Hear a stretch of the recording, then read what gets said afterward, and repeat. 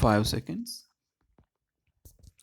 Honorable Ministers, ladies and gentlemen, I am really happy to welcome you all to the 15th meeting of the Family Welfare Board. I am grateful to the Government of Tamil Nadu for their kind invitation to hold this meeting in this beautiful city of Madras. This morning, I would like to reiterate the extreme urgency of moving ahead now with most vigorous possible family planning campaign. Since we last met, the reorganized family planning program pattern has been issued.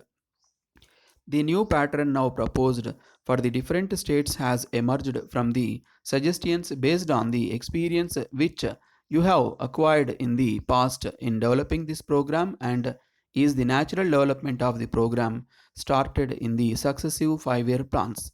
At this particular period in Indian development, the excessive growth of population is the most serious threat to our plans and aspirations for economic growth, defensive strength, and development of social welfare such as health and education. We all know too well that each year, by great effort at all levels, we have been able to raise our national income by a certain percentage. The per capita income has increased to some extent. The little increase in income provides the critical leverage which allows us to invest in new and more productive and remunerative industries and thus carries us on the road to economic strength and self sufficiency. However, each year a substantial portion of the rise in national income has been virtually neutralized by the excess rate of population growth. In other words, the hard earned growth factor has had to be committed to providing food, clothing, and shelter to additional people at the same level of living as before. Without raising their standard of living, in spite of many difficulties, we have been able to make remarkable progress in industrial development. But the rate of national income is not at all in keeping with the rate of population growth. There is also a gap between national and per capita income. The standard of living of some people has gone down instead of going up. We are squarely faced with the fact that the rising increase in population growth threatens to nullify the fruits of increased production. At the critical juncture, we as citizens must recognize and accept the challenge of accelerating our family planning promotional efforts as widely as possible.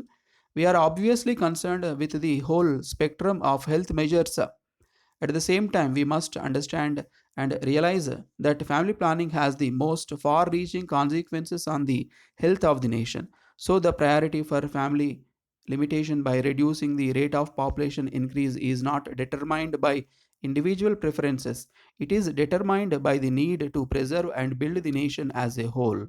I have till now referred to the need for family planning in economic terms. It's a relationship with health programs, both curative and preventive, needs no elaboration as a result of our introducing many life saving medicines and adopting modern methods of treatment. The death rate has been considerably reduced. On the other hand, the birth rate remains unchecked as long as the population growth goes on at the present pace. All our efforts at disease control and provision of medical relief will be of little avail.